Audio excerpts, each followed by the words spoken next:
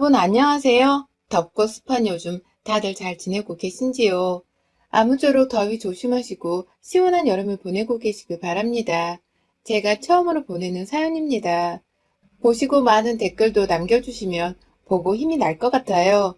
제 소개를 간단히 해보자면 저는 딱히 제가 예쁘다고 생각해 본 적도 없고 대단히 잘 살고 있다고 생각해 본 적도 없는 평범한 사람입니다. 그냥 거울 봤을 때 이대로 태어난 것만으로도 지극히 감사하면서 욕심 안 부리고 사는 30대 중반 여자였죠. 남의 것을 잘 질투하거나 탐내지도 않았고 온전히 내가 바라는 것은 노력하고 애를 쓰면 얼마든 성취할 수 있다고 생각을 했답니다. 그래서 어릴 적부터 공부도 정말 열심히 했고 운동도 열심히 하면서 건강을 챙기고 살았어요. 직업은 현재 우리나라에서는 다소 희소한 직업으로 꼽히는 보석 감정사이고요. 나름 좋은 연봉을 받고 또 좋은 커리어를 쌓아가면서 제 인생을 보석처럼 예쁘게 다듬고 살고 있었습니다. 그러는 과중에 남편을 만난 것도 제 인생을 잘 다듬을 수 있었던 일이었죠. 남편은 증권회사를 재직 중이던 애널리스트였습니다. 말은 굉장히 그럴싸해 보이는데 제 옆에 남편은 늘 월급을 따박따박 받는 것에 만족하며 지내는 평범한 회사원이었어요. 이에 스트레스를 평소에 많이 받기도 해서 집에 들어오면 제 옆에서는 온전한 사내아이가 되어서는 어리광을 부리며 휴식을 취하기에 바쁜 사람이었죠. 물론 서로 돈을 벌며 바쁘게 살고 있었기 때문에 살림을 해야 하는 부분은 칼같이 나눠서 서로 도우며 살았는데 제 옆에서는 정말로 저의 사랑을 온전히 받아먹고 살아야 하는 애 같았습니다. 전 솔직히 그런 모습이 너무 좋아서 남편과 살면 살수록 행복하다는 생각을 배로 키울 수 있었어요. 작년에 우리나라 드라마 중에서 불륜 드라마가 정말 히트를 쳤잖아요. 감쪽같이 능력 있는 의사 마누라를 속이고서 어리고 예쁜 여자랑 바람을 피운 쓰레기 같은 놈을 다룬 그 드라마 말입니다. 어디 가서 딴 여자한테 눈길 주는 것이 남자의 본능이고 또 천성인 것 같다면서 그 당시 유부녀 친구들을 만날 때 다들 자기 남편을 향한 불안함이 상당했어요. 자기는 능력도 없는데 그러면 남편은 더더욱 능력 있고 예쁘고 어린 여자를 쫓아갈 것이 아니냐면서 미리미리 남편의 외도를 상상하고 분노를 하는 쓸데없는 대화들이 오고 갔죠. 하지만 저는 거기서 아무 말도 꺼내지도 않고 호응도 하지 않았습니다. 저희 남편은 그럴 사람도 아니고 그럴 재량도 없는 사람이고 또 나를 배신할 사람이 절대 아니라는 걸 제가 잘 알고 있었으니까요. 친구들은 그러다 민년도께 발등 찍히고 울지나 마. 기회가 있을 때 네 남편 뒷조사도 좀 하고 의심도 한 번씩은 해보면서 따져보라고. 라면서 제가 언젠가 후회할 것이라는 저주 같은 소리를 농담 삼아 해대기도 했는데요. 그런 말은 아무 소용이 없었습니다. 내 남편만큼은 정말로 저를 100% 사랑할 사람이라 굳게 믿었습니다. 검은 머리가 팥불이 되는 순간까지 변심 한 번 부리지 않은 채 올곧게 절 사랑해줄 거라 철석까지 믿었죠. 그냥 결혼을 저한테 해온 행동들이 너무 순수하고 한결같았기에 제가 감히 의심을 해볼 수가 없었던 것 같아요. 지금은 결혼 5년 차이고 딸아이 하나를 키우고 있는데도 늘 신혼인 것만 같았어요. 그러다가 작년 코로나가 터지기 직전쯤 저희 남편이 대대적으로 엄청나게 주식 투자를 했었습니다. 회사에서 함께 모임을 가지고 있던 주식 관련 팀원들끼리 머리를 맞대서는 코로나가 막 터지기 시작했던 그때에 투자를 감행한 것이었죠. 저야 뭐 보석만 다루고 팔 줄 알지 증권사를 통해 돈이 오고 가는 것은 잘 알지 못해서 남편 또한 제게 자세한 말은 하지 않았어요. 오히려 자기만 믿고 있으면 못해도 1년 안에 서너 배는 금액이 오를 기적을 만날 거라면서 아주 자신만만했죠. 그 당시 인터넷 뉴스를 보면 막 주가가 떨어져서 여기저기 주식 개미들이 주식을 사기 시작했다는 말이 들려오고 있기는 했었거든요. 그래서 남편이 과연 정말로 잘하고 있는 게 맞는가 싶어서 솔직히 불안한 마음도 슬슬 커졌습니다. 제 딴에는 혹시 모를 상황에 대비해서 제가 벌고 있는 돈을 더 열심히 저축해 놓고 있었죠. 혹여나 주변 가족들이 저처럼 똑같이 걱정을 할까 싶어서 피해주고 싶지 않은 마음에 아무 말도 하지 않고 살았고요. 저한테는 정말 절친한 친구이자 인생 최고의 단짝인 여동생이 하나 있습니다. 제가 모든 걸 다 털어놓고 또 힘든 일이 있을 때마다 친구보다 먼저 찾는 소중한 동생이었죠. 아직까지 결혼을 하지 않은 채 친정 부모님과 한 집에서 함께 살고 있는 동생이었는데요. 혼자여서 그런지 제가 더욱 부담 가지지 않은 채 연락을 할 수 있었죠. 하지만 그럼에도 불구하고 남편의 주식 투자에 관해서는 여동생에게조차 아무 말도 하지 않았어요.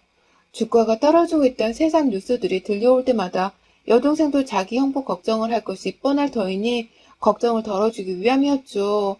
그렇게 한동안 저는 남편을 믿으면서도 불안한 마음을 감추지 못한 채 아이를 키우고 제 돈이나 열심히 벌어 열심히 저축하자는 마음으로 살고 있었습니다.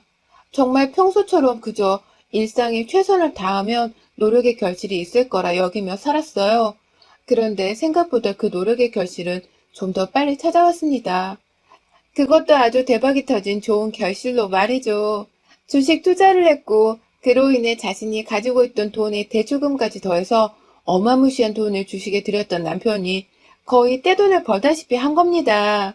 제가 살면서 감히 만져볼 수 없을 거라고 생각했던 엄청난 금액의 돈을 말입니다. 0자릿수가 계속해서 늘어가고 있는데 그걸 저한테 보여주면서 자기야, 이거 다 자기 거야 라며 외치는 남편의 말에 이게 다 무슨 일이냐면서 어안이 벙벙해져서는 웃었던 기억이 나요. 주식을 잘 모르니까 이게 정말 내 돈이 된 건지 아닌지조차 제대로 실감이 나지 않았는데 그 후 남편이 집을 더 넓은 곳으로 덜컥 사서 이사를 가고 또 차를 바꾸고 급기야 제 차까지 평소에 가지고 싶었던 외제차로 바꿔주니 슬슬 실감이 나더라고요. 갑자기 돈 씀씀이가 커진 남편을 보며 이렇게 사치를 부려도 되는 건가 싶은 적들이 많았습니다. 하지만 남편이 돈을 쓰는 건 온전히 저와 제 딸, 그리고 시댁과 저희 친정에까지만이었어요. 자기 가족들을 위해서만 돈을 팍팍 써주고 있는 것이었기에 저도 딱히 더 큰 불만이나 걱정은 가지지 않았어요. 자기 집만 챙겨줘도 전 아무 불만이 없었을 텐데 저희 부모님께도 용돈으로 쓰라며 큰돈을 보내더니만 저희 아버지 차도 새 것으로 바꿔주곤 저 몰래 제 여동생 용돈까지 보냈더라고요. 제 여동생은 직업이 고급 공무원이었거든요. 고시 준비를 하다가 실패를 하고서 얼마 전 합격을 해서는 이제야 겨우 기본적인 수입이 생긴 애였어요. 그래서였는지 소득이 있었음에도 불구하고 월급이 적을 거라면서 제 여동생까지 챙겨준 남편의 마음 씀씀이가 너무 고맙고 미안했습니다. 저는 이 사실을 아버지를 통해서 듣게 되었고 아버지가 왜 갑자기 이렇게 큰 돈을 주고서 차도 바꿔준 것이냐며 어리둥절하시길래 알아차렸죠. 남편이 아직 본인이 번 돈에 대해서 아무에게도 말을 하지 않았다는 것을 말이죠. 그래서 저도 그냥 우리 부모님 기분 좋으시라며 솔직하게 말씀을 드렸습니다. 우리 남편 주식으로 돈 엄청 벌었어. 그래서 우리도 새 집으로 이사하고 내 차도 바꿔줬고 지금 아주 돈 쓰는 재미에 난리야. 라고 말이죠. 그 말에 부모님도 사유가 대단하다면서 아주 기특하다며 칭찬을 늘여놓으셨고 옆에서 대화를 다 듣고 있었던 건지 여동생도 전화를 바꿔서는 언니 대박이다. 진짜 형부는 사기 캐릭터야. 왜 그렇게 완벽해? 라면서 덕담을 해줬어요. 사실 저희 남편은 평범한 월급쟁이였긴 했지만 집안 자체가 돈이 없는 집이 아니었습니다. 기존에 저희가 끌고 다닌 차도 외제차였고 분명 값비싼 차이긴 했는데 그 상태에서 더 비싼 걸로 남편이 업그레이드를 해준 것이었어요. 집도 저희가 지금 살고 있는 곳이 여의도인데 기존에 살던 집도 15억 정도 하던 곳이었습니다. 처음 남편과 결혼을 할 때 주변에서 시집 잘 간다는 소리를 많이 들었었고요.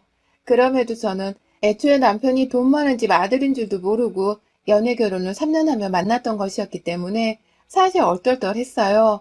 실제 살면서도 남편이 계속 회사를 다니면서 자기 일 열심히 하고 자식 키우는 것도 진심을 다해 신경을 써서 부잣집 아들이고 말고는 사실 제가 그리 매번 생각을 하며 살지 않았었습니다.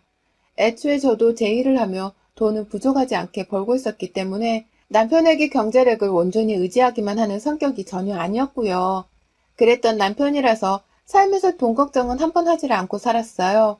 그러다 코로나로 주식을 엄청 했다고 하길래 그제서야 조금씩 불안한 마음이 있었던 것이었는데 이렇게 성공적으로 돈을 벌어오니 너무나 기쁘고 또 자랑스러웠습니다.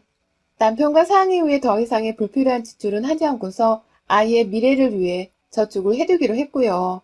그러다가 하루는 남편이 제게 보석을 가지고 싶은 게 있냐고 물어보더라고요.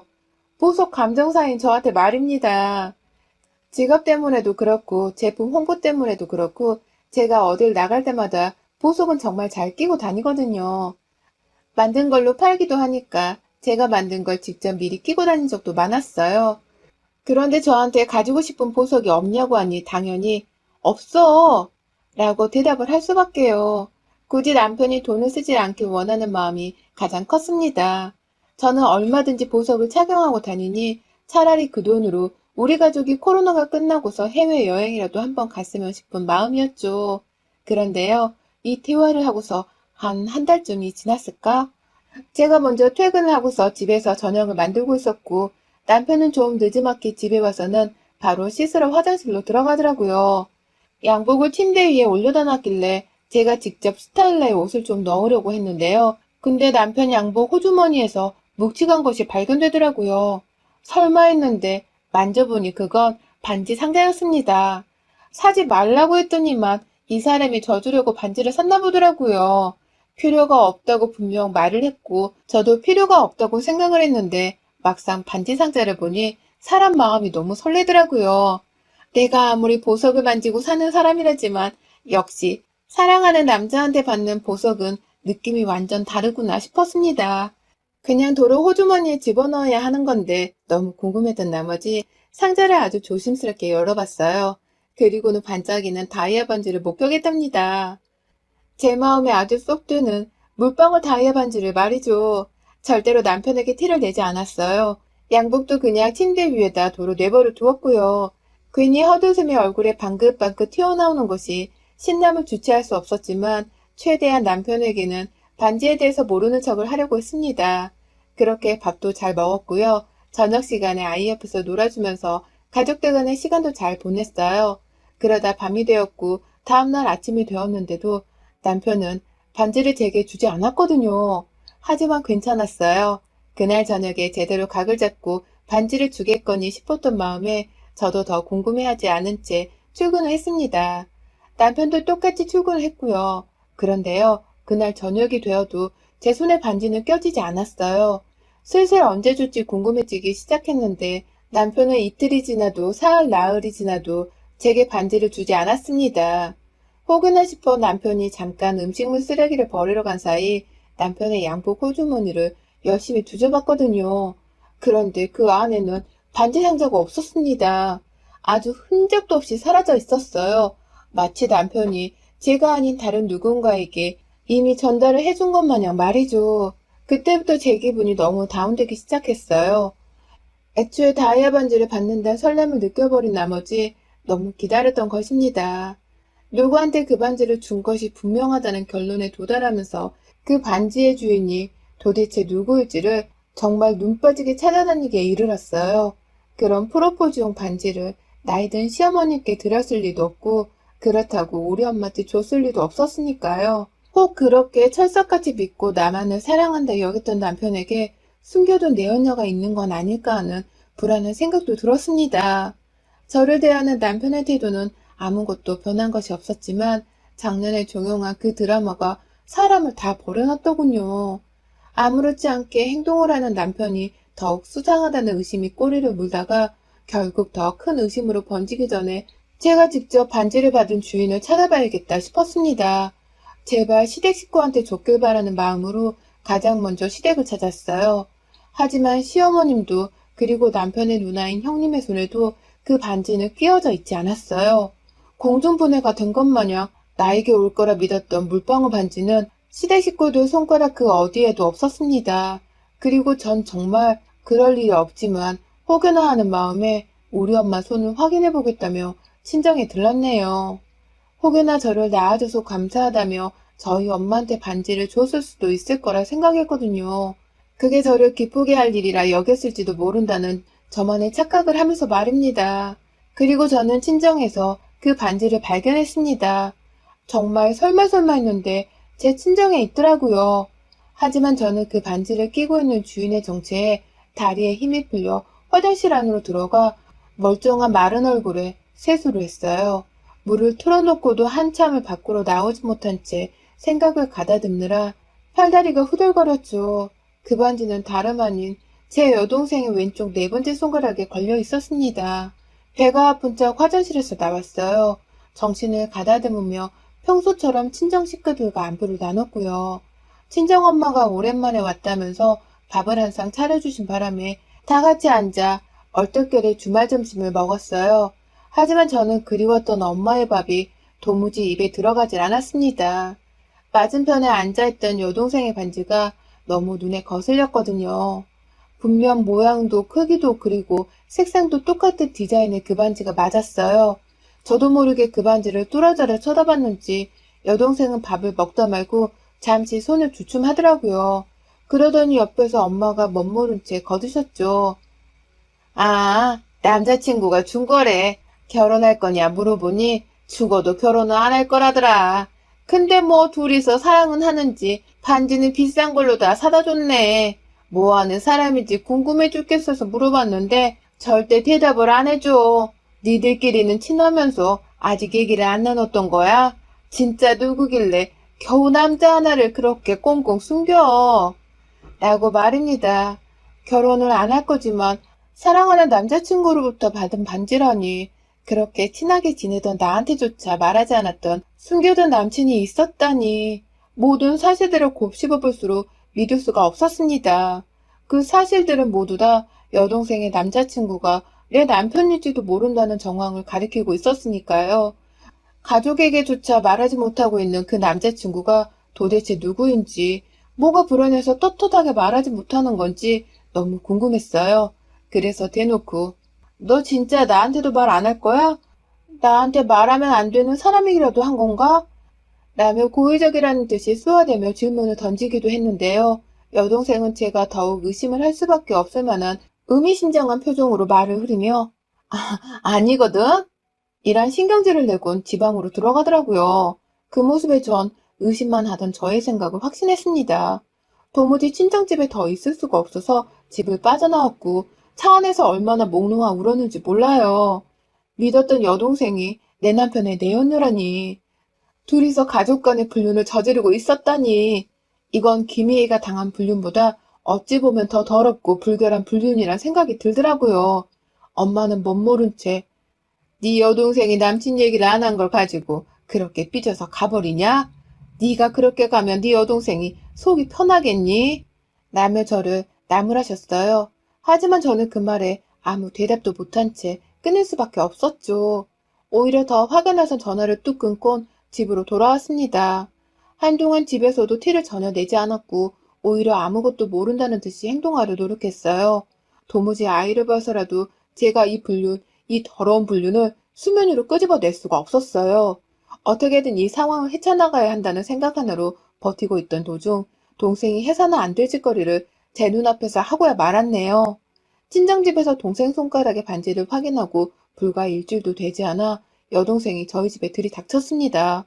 더 정확히는 제가 없는 집안에 저 몰래 들어온 것을 제가 뒤에서 확인하고야 말았죠.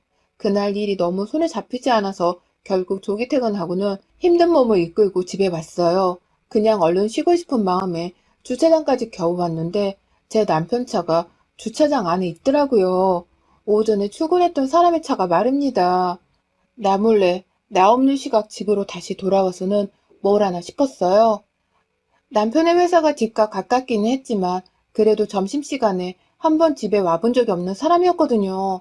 설마 내가 출근할 시간 동안 여동생이라도 집에 불러서는 둘이서 먼짓거리라도 하는가 싶어서 정말 미치겠더라고요. 차 안에서 오죽 제가 심장이 떨렸으면 그 쿵쾅거리는 소리가 귀에 다 들려올 지경이었습니다. 불이 나게 주차를 하고는 정말 미친 속도로 집으로 달려갔죠. 그리고 전 제 집 현관문을 여는 순간 누가 봐도 제 눈에 익숙한 제 여동생의 구두를 목격했습니다. 집안에서는 여동생과 제 남편의 말소리가 들려오고 있었고 그들의 뒤를 쫓아야 한다며 억지로 조금씩 집안 복도를 따라서 들어가는 그 순간 저 멀리서 저와 남편이 잠드는 침실 안으로 들어가는 제 여동생과 남편의 뒷모습을 목격하고야 말았습니다. 먼저 들어가는 남편의 뒤로 제 여동생이 바짝 붙어 방 안으로 들어갔고 이웃과 안에서 남편이 하는 소리를 내더니만 방문은 닫혔어요. 순식간에 벌어진 현장 급습이었어요. 어디서부터 두 사람의 불륜을 들춰내야 할지 몰라서 무작정 안방 앞으로 가서는 제 귀를 갖다 댔습니다. 제 방인데 제가 들어가지도 못하고 있는 어이없는 상황이었죠. 그런데 안에서 제 여동생이 제발, 제발 이러지 마세요, 형부. 라고 애달픈 소리를 내는 게 아니겠어요? 그러자 남편이 싫어, 난 죽고 싶다고. 라며 정말 강압적인 목소리를 내뱉고 있었고요.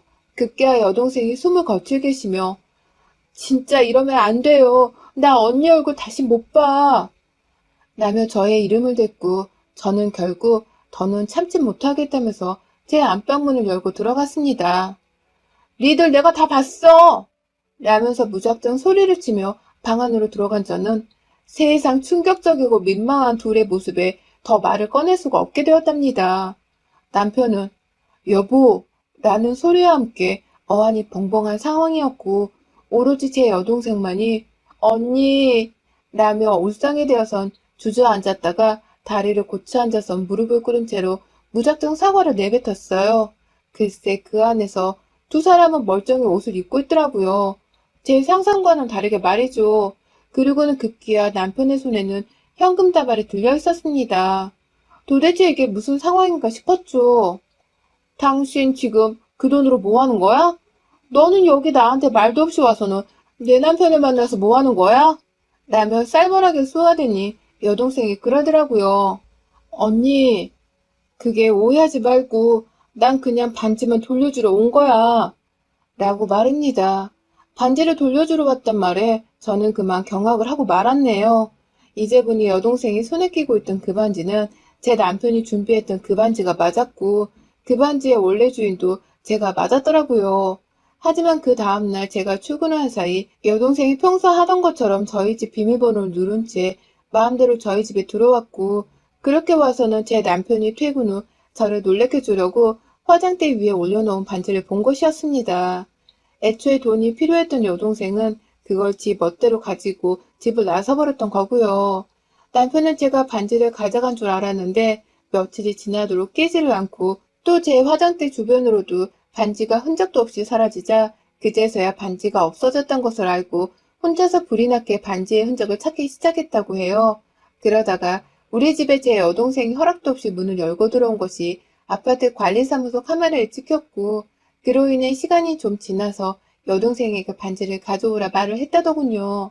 오늘은 바로 그 반지를 받는 날이었던 것이고요.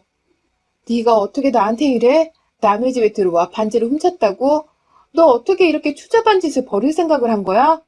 라면서 쏘아대는 저를 향해 여동생은 그저 미안하다고 연신 사과만을 했습니다. 하지만 결국 여동생도 사과를 하다 보니 자신의 처지가 너무 처량했던지 제게 하소연을 하더라고요.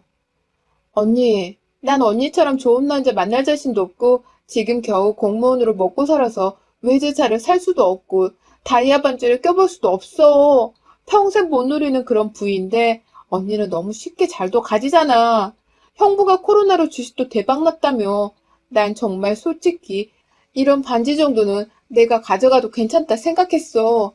내가 언니보다 대학도 더 잘 나왔고 학교 다닐 때 공부도 더 열심히 했는데 왜 나는 다이아 반지 하나도 못 가져보는 거야. 이게 공평한 거냐고. 라면서 말합니다. 모든 게 저를 향한 질투에서 비롯되었다는 동생의 말이 너무 가슴 아팠습니다. 분하기도 했고요. 말 다 했어? 라는 말과 함께 저는 여동생의 뺨을 내리쳤어요. 정신을 차리라는 뜻에서 말입니다. 그리고 이내 여동생은 얼싸안고 엉엉 함께 울어버렸답니다.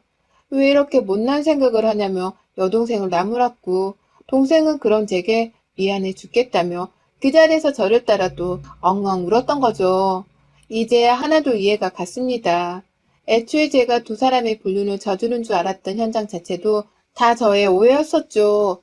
반지를 돌려주러 찾아왔다가 돈이 모자란지 멀쩡한 언니의 반지를 훔쳐간 제 여동생이 딱하다며 용돈을 주기 위해 지갑을 찾으러 안방으로 들어갔던 남편은 자신을 따라 안방에 들어온 제 여동생에게 지갑에서 현금을 빼다 주고 있었고 여동생은 절대 받을 수 없다면서 이러지 마세요 라는 거절의 의사를 밝히고 있었던 것이었는데 전 그걸 듣고서 두 사람이 안방에서 무슨 야릇한 짓이라도 하는 줄 오해를 해버렸던 거더라고요. 여동생의 감정이 격해진 목소리가 괜히 저는 찜찜하게 들렸었고, 그런 여동생을 더욱 불쌍하고 딱하게 여긴 남편이 억지로 돈이라도 주려 하다 보니 단호한 목소리가 나왔던 것인데, 저는 그걸 그저 야하게만 들었던 것이었습니다. 그렇게 저는 여동생으로부터 제 물방울 다이아 반지를 되찾을 수 있었습니다. 애초에 저한테 넘어온 적이 없었던 반지여서 그런지 남편의 손에서 여동생 손까지 거쳐 제 손에 돌아온 반지가 정말 더 특별하게 느껴지더라고요. 괜히 이 사건의 실마리가 되었던 사실에 원망스럽기도 했고요. 여동생은 제 앞에서 더 용서를 보이다가 결국 도저히 수치스러움이 못 견디겠는지 나 이제 갈게. 당분간은 형부랑 언니 못 볼 것 같아. 라며 집을 나섰고요. 저는 그런 여동생을 그냥 내버려 뒀습니다. 아낌없이 사랑을 주던 내 동생이었는데 그런 동생은 정작 나를 질투의 대상으로 여기고 있었던 것에 적잖은 충격과 배신감을 느꼈거든요. 그냥 이대로 우리 자매에게는 그리고 남편에게도 시간이 필요할 거라 생각을 했어요. 저만큼이나 반지의 행방에 애를 태웠던 남편도 당분간은 정말 나도 처제를 못 볼 것 같아. 라는 말로 허심탄회한 한숨을 내쉬었습니다. 부부가 쌍으로 땅에 꺼져라 한숨을 내쉬며 한동안 정말 정신을 못 차렸었네요. 여러분의 생각은 댓글로 남겨주세요. 오늘도 시청해주셔서 정말 감사합니다.